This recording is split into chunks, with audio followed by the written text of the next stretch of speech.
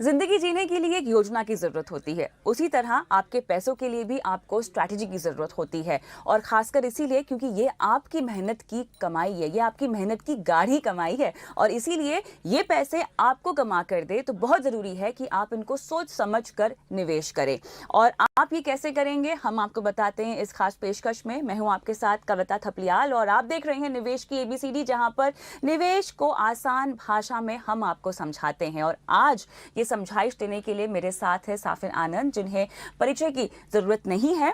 Lawyer होने के साथ साथ ये एक वैल्यू इन्वेस्टर हैं, और बाजार के मौजूदा चाल में, बाजार के जो हालात हमें अभी दिखाई दे रहे हैं, उसमें निवेशकों को क्या करना चाहिए, कैसे इस सिचुएशन से जूझना चाहिए, कैसे अपने पोर्टफोलियो में बदलाव करने चाहिए, अपने निजी अनुभव के जरिए साफिर हमें शो में समझाने की कोशिश करेंगे। साफिर, एक निजी सवाल आपसे पूछना चाहती हूँ। आपका नाम जो है ना, वो बहुत अनोखा है, बहुत अलग है। साफिर, इसका मतलब क्या होता है?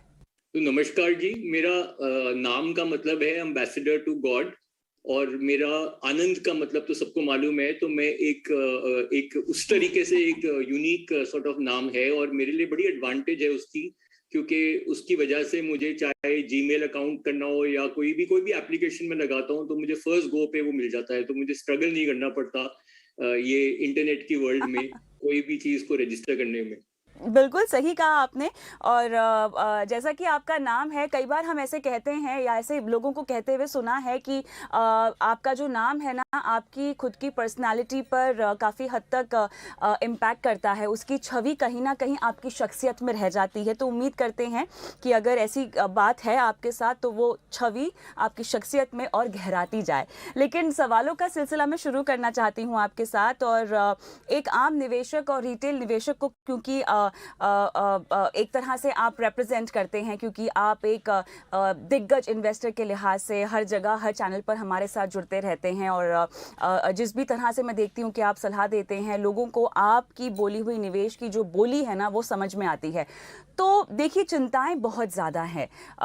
भले ही हम बाजार के उतार चढ़ाव को लेकर बात करें, महंगाई के बढ़ते हुए डर को लेकर बात करें, कच्चा तेल 130 के पार हमने जाता हुआ देखा है, सोने की कीमतें बढ़ रही हैं, बॉन्ड यील्ड्स यहाँ पर बढ़ रही हैं। तमाम चिंताओं में से आप निवेशक के तौर पर किस चिंता को लेकर सबसे ज्यादा चिंतित है? कौन सी चिंता आपको सबसे ज्यादा परेशान कर रही है?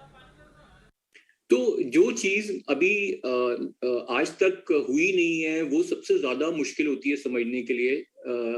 इतना तेल और इंटरेस्ट रेट्स एंड ऑल तो बहुत बार ऊपर नीचे जाते हैं, और ये काफी जल्दी बदल जाते हैं, बिकॉज इसके अंदर काफी कंट्रीज की जो गवर्नमेंट है वो अपना कोई ना कोई तरीके से उसको कंट्रोल करती है, चाहे वो फिस्कल मेजर से, चाहे मॉनेटरी पॉलिसी से, एक्सेट्रा।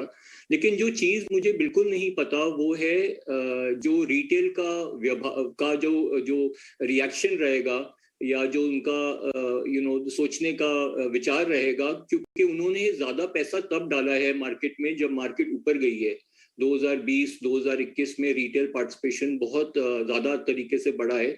लेकिन अभी जब मार्केट करेक्ट हुई है और उनको भी चोट लगी है उनके पोर्टफोलियो में, और थोड़ा बहुत घबराहट है, बहुत नेगेटिव न्यूज है, तो अभी तक, जैसे कल तक तो आप देख रहे हो कि डीआईआई की, और डीआईआई का मतलब रिटेल की, क्योंकि डीआईआई को भी रिटेल ही पैसा देता है, और डायरेक्ट रिटेल पार्टिसिपेशन मार्केट में अभी तक तो मजबूत है। बट आगे जाके उनका क्या रिएक्शन रहेगा अगर मार्केट ना बढ़े, ये थोड़ा मुश्किल है, बिकॉज ये बहुत ह्यूमन बिहेवियर से कनेक्टेड है, और ये ह्यूमन बिहेवियर को जांचना शॉर्ट टर्म में काफी मुश्किल होता है। बिल्कुल सही कहा आपने। किसी भी तरह से कुछ भी कहना फिलहाल थोड़ा सा मुश्किल जरूर होगा, लेकिन जो आप इम्पैक्ट देख रहे हैं बाजार को, इतने सालों का आपको अनुभव है, ये आपको लगता है कि छोटी अवधि का ही उतार चढ़ाव है? ये मेरी उम्मीद है। ये उम्मीद थोड़ा मुश्किल है, क्योंकि एक तरीके से आप ना कई बार बहुत मजबूती से एक निर्णय ले सकते हो कि आपको बुलिश रहना है या बेयरिश रहना है। लेकिन जब मार्केट में बहुत सारे वेरिएबल आते हैं तो ये वो आपके माइंड को इम्पैक्ट करेंगे, और आपके, क्योंकि पोर्टफोलियो को संभालना दो तरीके हैं। एक तरीका होता है कि आपको अपने स्टॉक्स में बढ़त चाहिए, और दूसरा है कि आपको गिरने से भी उनको बचाना है। तो बड़ा मुश्किल होता है। जैसे आप एक बैट्समैन हो और आप बोलो कि आपको रन रेट भी बढ़ाना है और आपको अपना विकेट भी संभालना है, तो बहुत मुश्किल काम हो जाता है।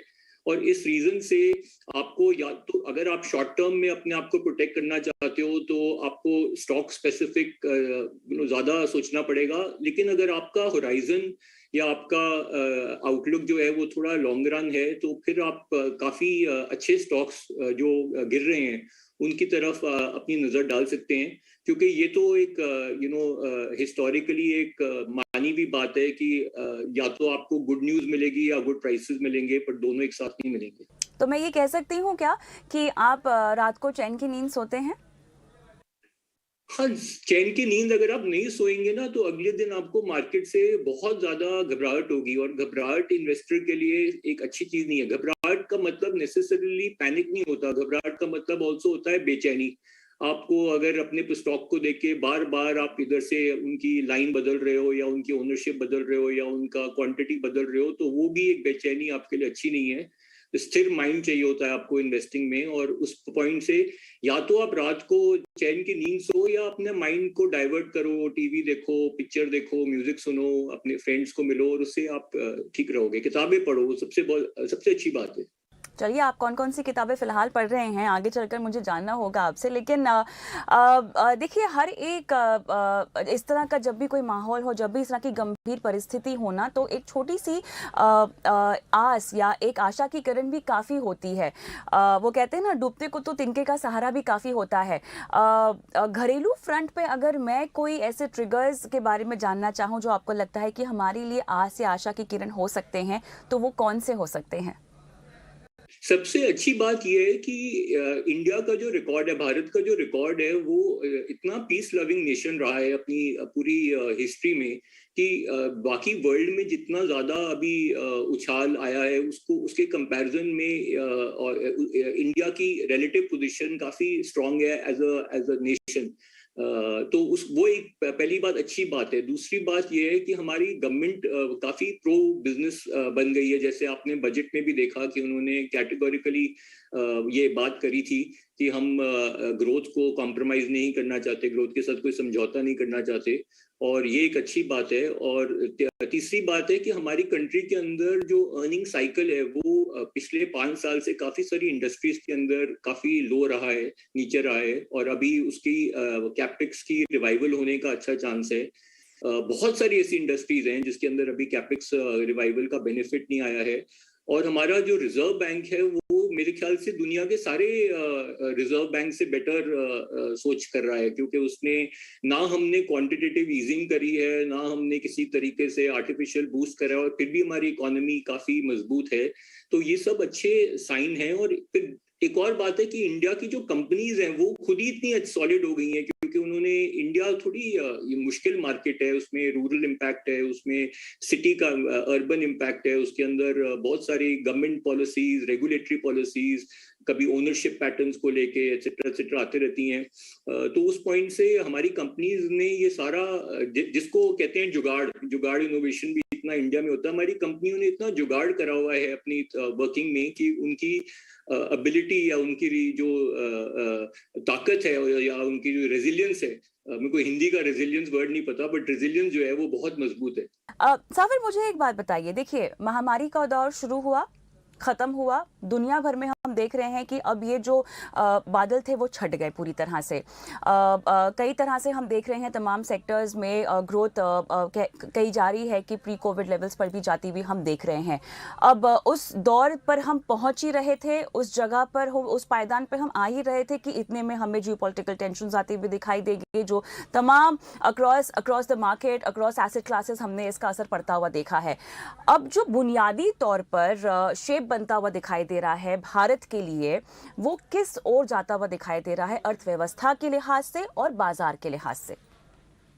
नहीं, एक तो एडवांटेज जो हमारी देश को है वो ये है कि हमारी आईटी इंडस्ट्री बहुत स्ट्रांग है और काफी साल से बहुत स्ट्रांग रही है। और आईटी क्योंकि कंपनी की एफिशिएंसी को डायरेक्टली इम्पैक्ट करता है, अभी भी आप आईटी में जो ऑर्डर इनटेक है या जो जॉब सिचुएशन है वो बहुत रोबस्ट है। तो एक तो ग्रोथ फैक्टर आईटी इंडस्ट्री से ही आ गया।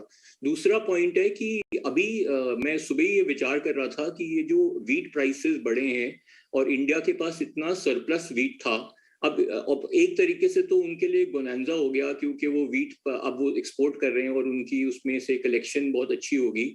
और अगर ये रियलिटी है कि एग्री इनपुट के प्राइसेस इतने बड़े हैं जो कि इंटरनेशनल मार्केट में दिख रहे हैं, तो रूरल इंडिया के हाथ में जो पैसा आएगा इसकी रियलाइजेशन से, क्योंकि गवर्नमेंट ने भी ऐसी बहुत स्कीम करी है जिसके अंदर मिडिल मैन को हटा दिया गया है, तो वो उम्मीद है कि रूरल इंडिया के अंदर वो पैसा आने से भी एक तरीके से न्यूट्रलाइज होगा, बिकॉज आपका जो ग्रोथ है वो रूरल इंडिया से स्लो डाउन कर गया था लास्ट कुछ साल में। तो ये एक उम्मीद का एक किरण है। अब देखना है कि ये मेरा विचार अगर ये प्ले करता है या नहीं करता, ये तो मार्केट डिसाइड करेगी, बट अभी तक तो ये एक तरीके से एक सोच है।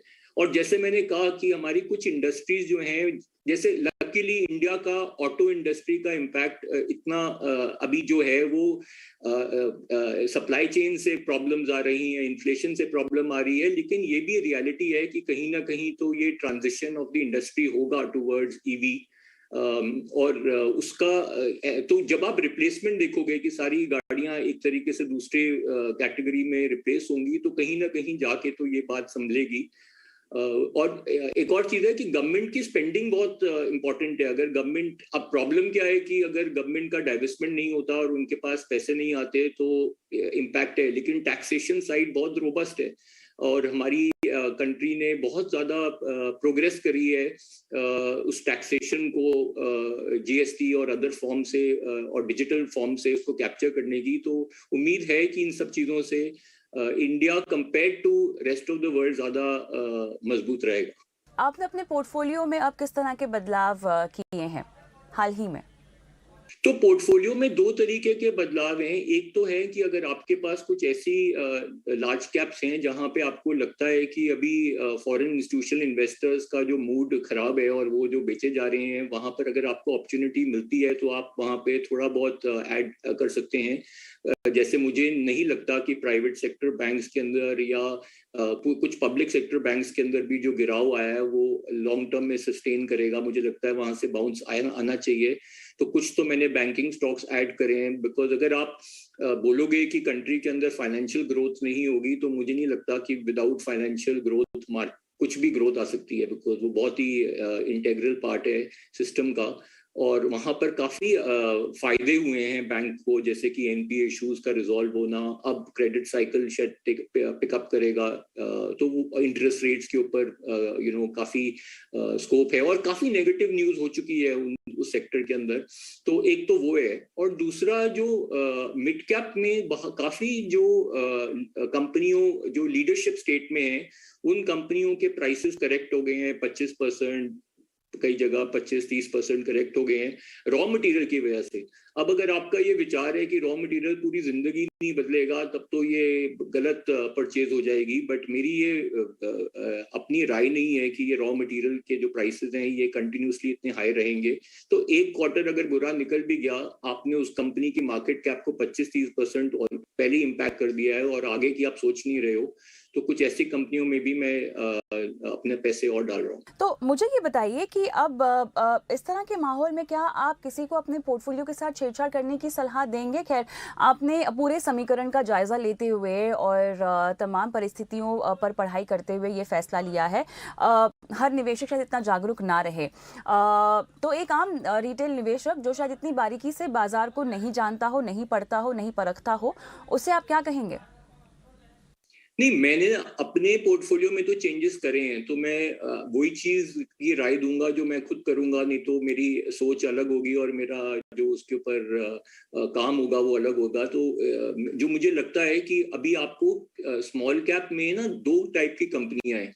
एक तो वो कंपनियां हैं जिनके अंदर बहुत ही मेजर चेंज आ रहा है, क्योंकि उनका या तो कैपेक्स कंप्लीट हो गया है या उनको बड़ी कंपनियों से ऑर्डर मिल चुके हैं और वो अब ग्लोबल स्केल पे जा रहे हैं। कुछ की एक्सपोर्ट बहुत अच्छी है, वहां पर तो आप अपना पैसा रख सकते हो। बट कुछ ऐसे भी स्मॉल कैप हैं जो कि इस पर्टिकुलर लास्ट कुछ महीनों की वेव में बहुत ज्यादा बढ़ गए हैं और ये बहुत ही अन्याय लग रहा है कि मार्केट में जो कंपनियां इतनी थोड़ी बहुत अननोन कंपनी है वो तो ऊपर जा रही हैं और जो नोन कंपनियां वो नीचे आ रही हैं। ऐसा होता नहीं है कभी लॉन्ग टर्म में।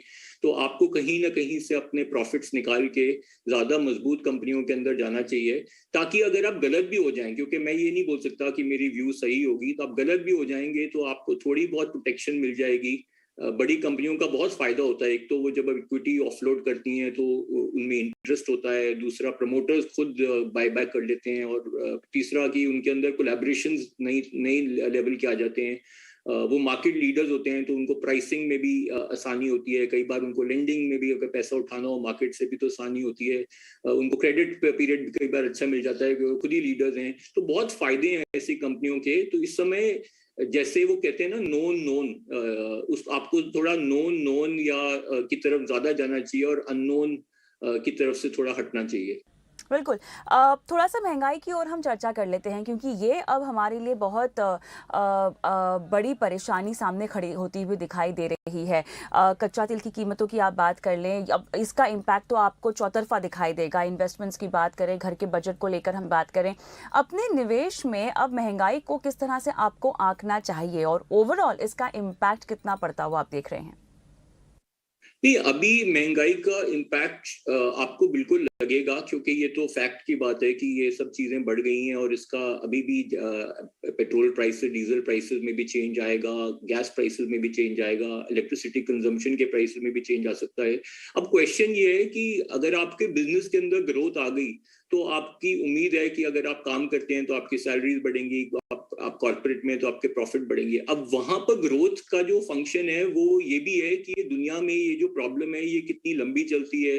अगर तो ये बहुत ज्यादा लंबी चलेगी तो ये एक काफी एक सीरियस प्रॉब्लम रहेगी, और अगर ये किसी तरीके से रिजॉल्व हो जाए या रुक भी जाए तो क्या होगा कि अभी आप एक तरीके से देखो कि जो आप चाइना से compete कर रहे थे, अब आप यूरोप से भी compete करोगे, बिकॉज यूरोप के अंदर भी जियोपॉलिटिकल प्रॉब्लम है, तो वो एक अपॉर्चुनिटी भी हो सकती है।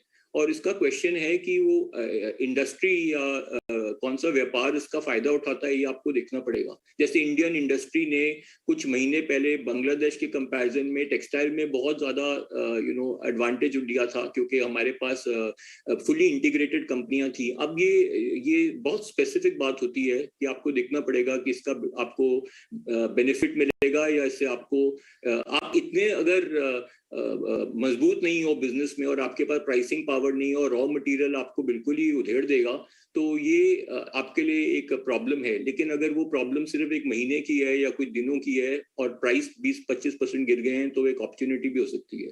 अच्छा साफर, शुरुआत में हमने पोर्टफोलियो के बनावट पर बात की है, लेकिन जब भी आप एक निवेश पोर्टफोलियो बनाते हैं तो अमूमन सलाह यही होती है कि आप अपने लक्ष्यों के आधार पर अपना पोर्टफोलियो बनाइए, ठीक है, और जितना हो सके लंबी अवधि के लिए बनाइए।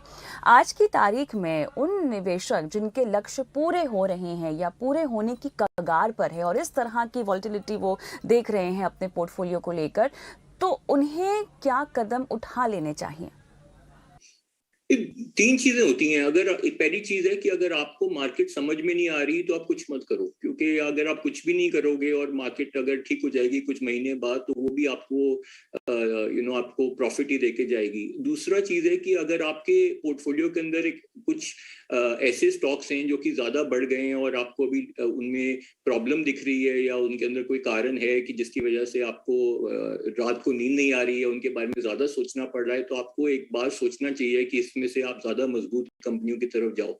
और तीसरा है कि अगर आप फुली इन्वेस्टेड हो और आपको डर लग रहा है मार्केट से और आपको प्रॉब्लम हो रही है, और ये भी रियलिटी है, क्योंकि ये ह्यूमन साइकोलॉजी बहुत बड़ा फंक्शन है इन्वेस्टिंग का, तो आप ज्यादा से ज्यादा थोड़ा बहुत परसेंटेज बेच दो, क्योंकि आपको वो तो लगेगा कि आपके पास थोड़ा सा ऑक्सीजन आ गया है बाय कैश की वजह से। लेकिन अगर आपके पास कैश पड़ा हुआ है तो और आप डेली स्टॉक प्राइसेस नहीं देख रहे और आप बिलीव करते हो कि चाहे कुछ महीने बाद ये प्रॉब्लम सॉल्व हो जाएगी, क्योंकि हिस्ट्री में काफी सारी प्रॉब्लम्स हमेशा सॉल्व ही हुई हैं, तो फिर मेरे को लगता है आपको धीरे धीरे करके उसके अंदर निवेश करना चाहिए।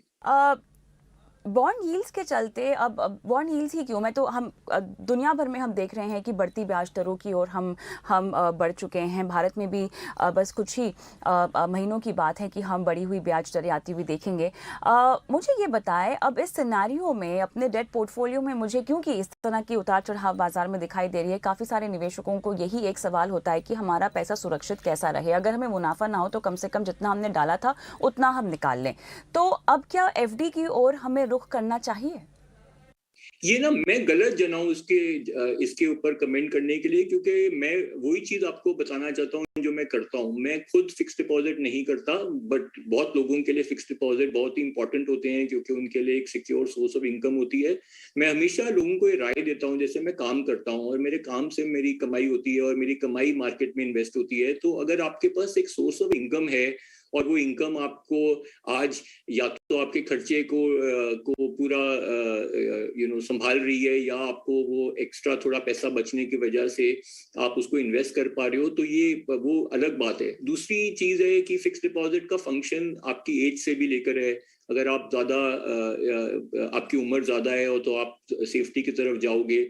प्रॉब्लम क्या है कि फिक्स डिपॉजिट को तो इन्फ्लेशन से लड़ाई करनी है, बट स्टॉक्स को दो चीजों का फायदा है। एक तो इन्फ्लेशन को करने के लिए वो मैनेजमेंट की कैपेबिलिटी है, और दूसरा नॉर्मली इन्फ्लेशन के टाइम पे ऑर्गेनाइज सेक्टर ज्यादा प्रॉस्पर करता है, क्योंकि उसके अंदर बहुत तरीके से मैंने जैसे समझाया, उसके अंदर बहुत सारी रेजिलियंस होती है।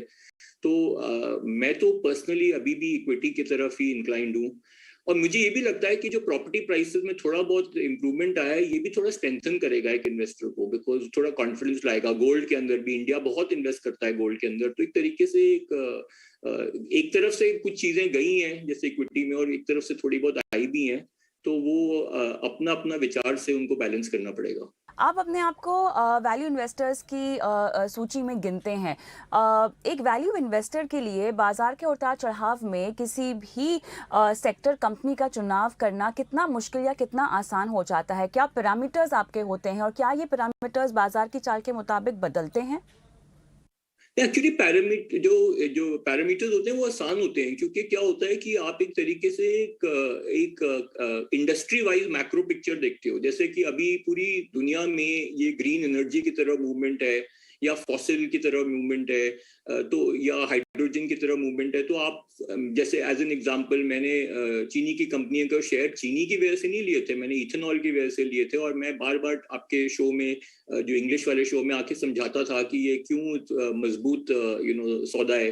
तो इस तरीके से आपने या तो एक थीम को पकड़ा। आप जैसे मैंने काफी महीनों से बोला है कि मैं ऑटो सेक्टर के ऊपर इतना बुलिश नहीं हूं, लेकिन ये अब मैं ये भी नहीं बोल सकता कि मैं उस पर बेयरिश हूं, क्योंकि अब वो कुछ ऑटो कंपनियां इसी अपॉर्चुनिटी को कन्वर्ट करेंगी। और ऐसा तो नहीं है कि सारी जिंदगी कोई ईवी व्हीकल नहीं खरीदेगा या कोई और चीज नहीं करेगा, ये कभी होता नहीं है। सिमिलरली आईटी इंडस्ट्री के अंदर जो गिराव आया था पिछले 2 महीने से, मुझे समझ नहीं आया था कि आईटी इंडस्ट्री के अंदर सिर्फ रूटीन प्रॉफिट बुकिंग आ गई, और उस समय आप क्या होता है कि आप अपने अच्छे स्टॉक्स को बेचने लग जाते हो, जो कि गलत चीज है। तो आपको ये अपॉर्चुनिटियां मार्केट से मिली हैं, और मैंने तो उनके अंदर थोड़ा थोड़ा करके ऐड ही कराए।